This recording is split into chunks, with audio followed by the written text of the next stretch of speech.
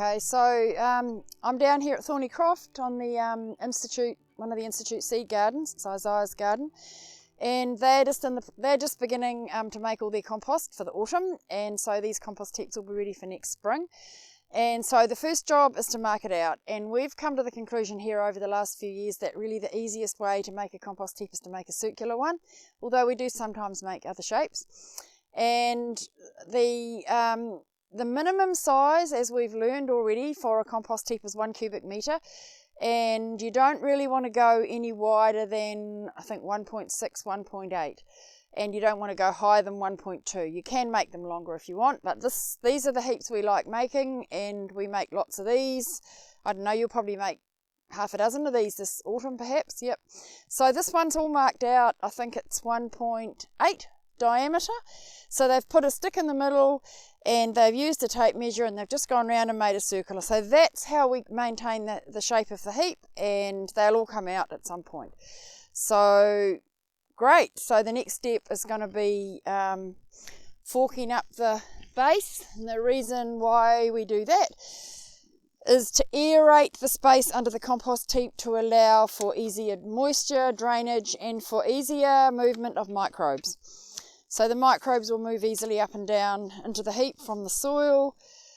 I find that when you make your compost heaps in the same area each year, every year the compost gets better, and every year they compost faster, and I think it's to do with all the microbes that are building in the soil that we leave behind each time. So the next step after doing a quick aeration of the soil is the first layer, and the first layer is really different to all the other layers. It's just the big heavy carbon. So in this case what they're mostly using there is lamb's quarters, which is got more lignins in it than even corn. I think those stalks are tougher than corn stalks, eh?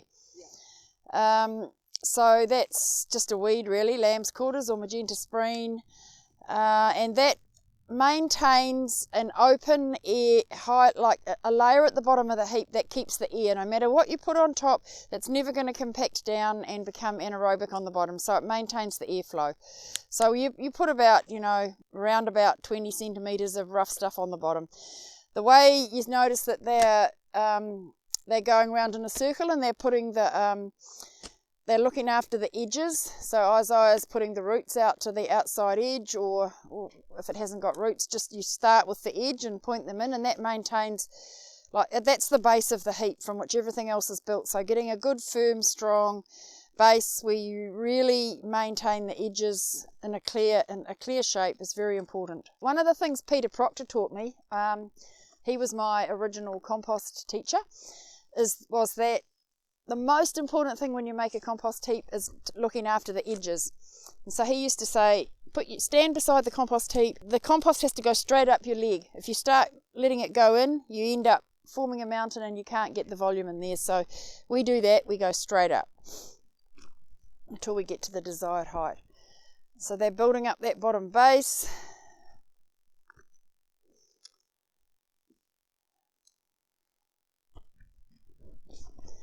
A little bit of context here, it's the middle of April, and this is a temperate Mediterranean climate. This summer it's been more temperate than Mediterranean because we've had lots of rain, and normally we don't have rain. Normally around about now is when the autumn rains come, the middle of April, maybe somewhere between the 12th and the 20th of April. And this year it's already sodden, we're really, really wet. And so, as you'll see with some of the crops that are going to go on here, layers in the compost heap, that's going to affect some of the decisions we make. So they've put their bottom carbon layer on, which is just to aerate the heap. Now the next layer is carbon again, and it looks like they've got a mixture of oats, carrot, millet, bean pods. I mean, some of this material down here in this garden you won't have at home. But if you're following the Koanga garden planner or doing a biointensive designed garden, half your garden will be carbon of some sort. So you'll still have carbon. Now this carbon that they're putting on now is dry. And so when you put a dry layer on, you're going to need to water it, because every layer needs to be slightly moist. The biointensive instructions around moisture are that you put just enough moisture on that when you wring it out with your hands, you can get 1 drop of moisture. See how they're looking after the edges? They're just packing up the edges so that the heap goes straight up.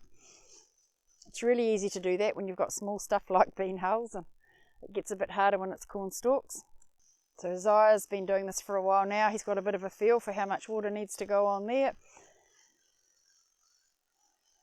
just to make sure that it's evenly moist all through the heap. The carbon layer is the layer of mature material. Mature material is the layer that contains structural carbon, and the immature layer is the green material, which contains metabolic carbon, which means it breaks down much faster and provides the heat to get the compost heap going. And if we've got about 24 centimetres of mature material, then we really only want 4 centimetres of immature material. So it doesn't take very much immature material to when you're making a 60:1 compost heap, which is what we're aiming for.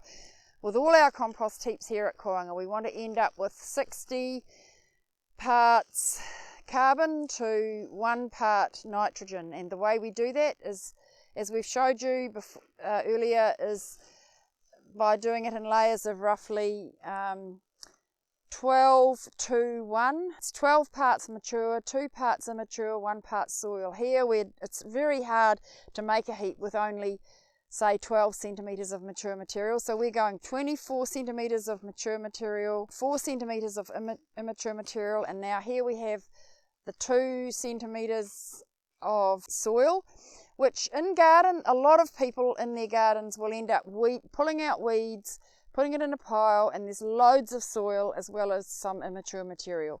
So this is one of those heaps, and so we're using that as our soil layer now, which works great. So you really only need a very thin layer. So there's already one set of layers: the mature 24 centimetres, the immature 4 centimetres, and the soil 2 centimetres. There's a lot of flexibility that's possible, and when I'd start to use that pattern language quite strictly in the beginning. After you get a feel for your own materials and how your heaps work, you can be a lot more flexible. So then on top of the soil goes the clay, clay and the minerals, and the biochar. Doesn't really matter what order. The clay is actually really part of the soil layer. It doesn't really matter what order these things go on. Isaiah's putting on the biochar, so you just sprinkle it round as long as it's roughly in the area on top of the soil. So the biochar is a catalyst for humus production, and it also helps to hold the moisture in the soil and the microbes and the minerals, and it's been a really important part of our process of building soil. Michelle's putting on clay. It's very tricky because it's wet, all the rain we had last night, but that's fine. The way she's shaking the spade there is the way to do it. You just kind of make it go in bits everywhere. So now Isaiah's putting on Soil Force, which is an environmental fertilisers product that is an excellent one if you're wanting to be building the mineral levels in your soil, and you're making your compost out of materials that have come out of your garden only, then you're not going to be building the mineral levels, or at best it would be extremely slow. So we're speeding the process up by adding minerals to the compost heap, and in the Koanga seed gardens at the moment we're using Nanocal, which is what Isaiah's got now, and Nature's Garden and Soil Force, all 3 of them. So you're getting a complete range of minerals in there, and you're raising the levels of calcium and phosphate as well. So there's just a sprinkle over that layer. So that layer's now got soil, clay, biochar, Nanocal, which is calcium, Nature's Garden, which is the total range of all the minerals in balance, and Soil Force, which is adding the phosphate. And then we start again. So the next layer is going to be mature material. One of the things that home gardeners always say, and it's a very real thing, is that you never have enough material at one go to make a big compost heap, and depending on the size of your garden, that's obviously going to be true. I think that if you're using materials from your own vegetable garden to build your compost heap, your garden would have to be 100 square metres minimum. If it's smaller than that, you're not going to have enough carbon. To produce enough carbon to make a minimum size compost heap, the garden needs to be around 100 square metres. So so long as your garden's that big and half of your garden is planted in carbon, you should be able to make a compost heap like this every spring and every autumn, a really good heap. If you're collecting materials from outside your garden, you could potentially still do that. I mean, we collect Jerusalem artichoke stalks, and you can easily collect, maybe depending on where you live and what's growing wild around your area, you can collect things from the side of the road potentially, or from wild areas, things like lamb's quarters. Fennel produces a lot of carbon on the side of the road. There are quite a few things people can harvest. So you could potentially still get enough material, but you can store it. Like that pile there that Michelle and Isaiah are putting on this heap for the soil layer is just a pile of weeds, really, with a lot of soil stuck to the roots.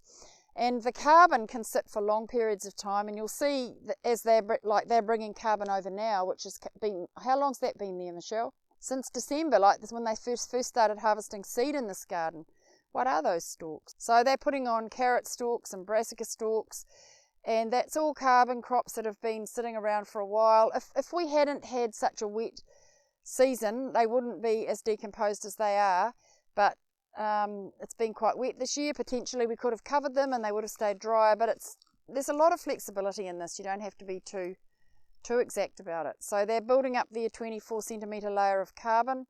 What's that one, Michelle? Broad bean hulls. When the seed goes from the seed gardens down to the seed shed, and it all gets processed, and they bring all the hulls and all the waste chaff and everything all comes back to the garden where it was grown to make these heaps. So there's a wide mix of carbon material in there, and the greater the range of carbon material, the more crops it's come from, the greater the range of microbes will live in that heap, because every plant requires a slightly different range of microbes and fungi to break it down. Already you can see that this is going to be a work of art by looking after the edges, taking care of the edges.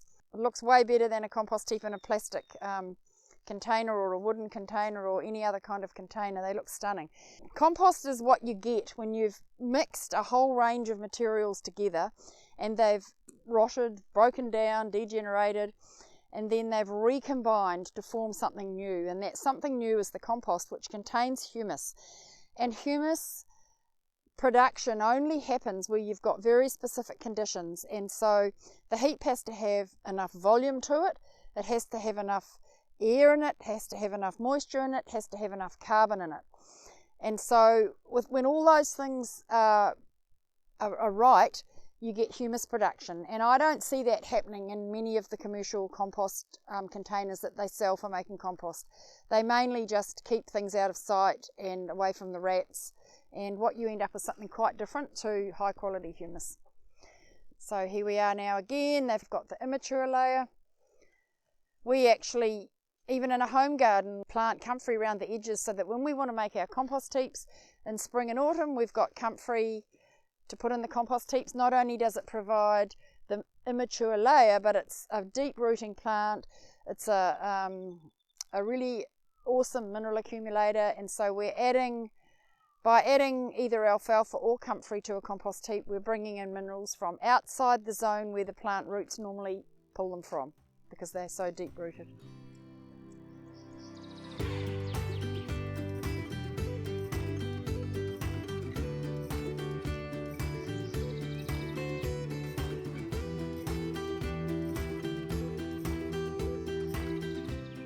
Okay, so we've reached around about 1.2 height now, which is the ideal height for a compost heap. And Michelle and Isaiah are putting on the final layer of minerals. They've put the soil on, now the minerals.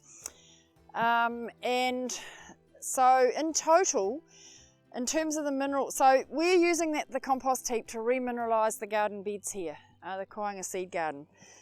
And so in total in this compost heap, which is about 1.8 diameter and 1.2 high, we've put 10 litres of nanocal, which is the calcium source. We've put 5 litres or kilograms of Nature's Garden, which is the broad range of all the minerals in a balanced form, and Also 5 litres of soil force, which is how we're adding phosphate together with the comfrey. And as well as that, we're putting on about 20 litres of biochar and 20 litres of clay. So that's quite a big compost heap. We don't have to make them that big at home. That's a lot bigger than 1 cubic metre volume. Normally we put seaweed through all those layers too if we've got it, or seaweed meal that we might buy, and we nearly always do, but right now we haven't got it.